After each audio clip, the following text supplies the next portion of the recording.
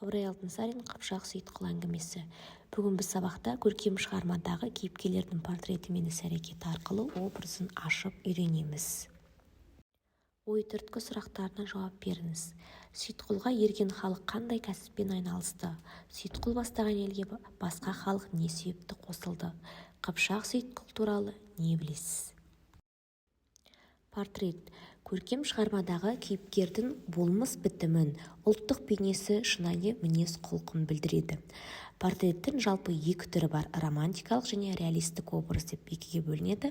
Романтикалық образ өмірдегі болған немесе бар деректен гөрі өмірде әзірше жоқ, бірақ болатын дерекке негізделеді. Қазақ әдебиетінде романтикалық образдың ежелгі түрі ертегілер мен аңыздарда, батырлық жырларда жиі кездеседі.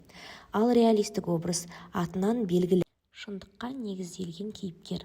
Олар арқылы шығармадан өмірдің ащы тұщысын, өмірдің шындығын көре аламыз. Екінші тапсырма: берілген үзінділер арқылы кейіпкердің іс-әрекеті мен мақсатын анықтап баға беріңіз.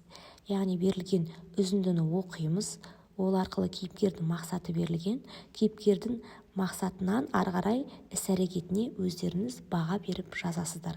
Дәптерге жазғанда үзіндіні жазып керек емес, бірінші үзінді, екінші үзінді деп бірден баға беріп кетсеңіздер болады.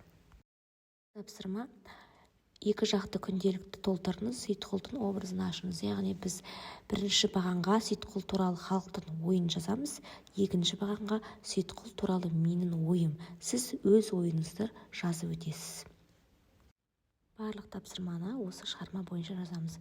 Келесі тапсырма: кейіпкерлердің іс-әрекеті арқылы образын анықтаңыз. Бізде кейіпкерлер берілген: Сейітқұл және Сейітқұлдың ағасы.